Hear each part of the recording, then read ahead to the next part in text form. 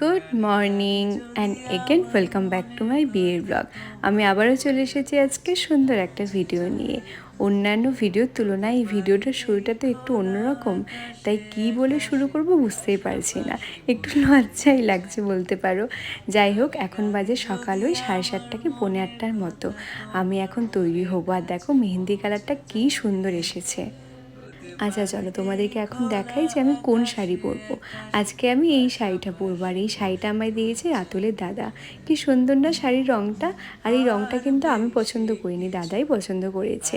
আমার তো ভীষণ পছন্দ হয়েছে, আর দিনের বেলা পরবো তো বেশ ভালোও লাগবে দেখতে।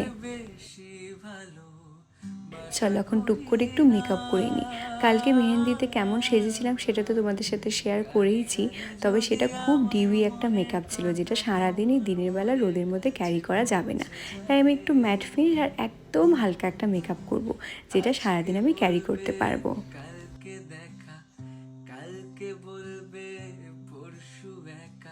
সেই কবে থেকে মনের মধ্যে সব রকম প্ল্যান করেছি অল্প অল্প করে।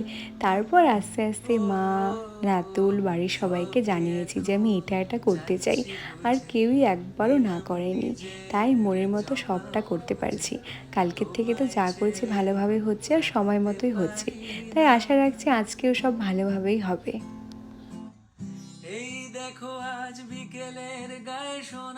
পেছনের ঘড়িতে তো দেখতেই পারছো 9:15 মতো বাজে।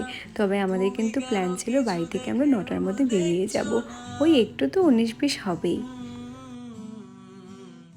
মেকআপটা তো হয়ে গেছে, দেখতেই পারছো একদম লাইট মেকআপ করেছি। আর এখন হচ্ছে হেয়ার করার পালা। তবে যেহেতু সারাদিন বাইরে রোদের মধ্যে থাকতে হবে, তাই ভেবে রেখেছি চুলটাকে বাঁধবো।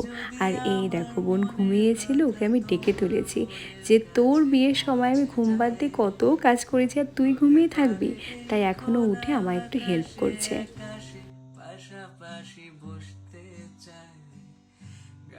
চুলটা তো বেঁধে নিয়েছি, পেছনে একটা ফলস বান ইউজ করেছি। এখন হচ্ছে ফুল লাগানোর পালা। অনেক খুঁজেছি জানো, তবু মন মতো ফুল পাইনি। এটা পেয়েছি, এটাই আনিয়ে রেখেছিলাম, তবে আমার খুব একটা বেশি পছন্দ হয়নি। তবে পাশ থেকে মা, বোন, দিদি সবাই বলছে খুব নাকি ভালো লাগছে। আমার তো একটু বাচ্চা বাচ্চা লাগছে।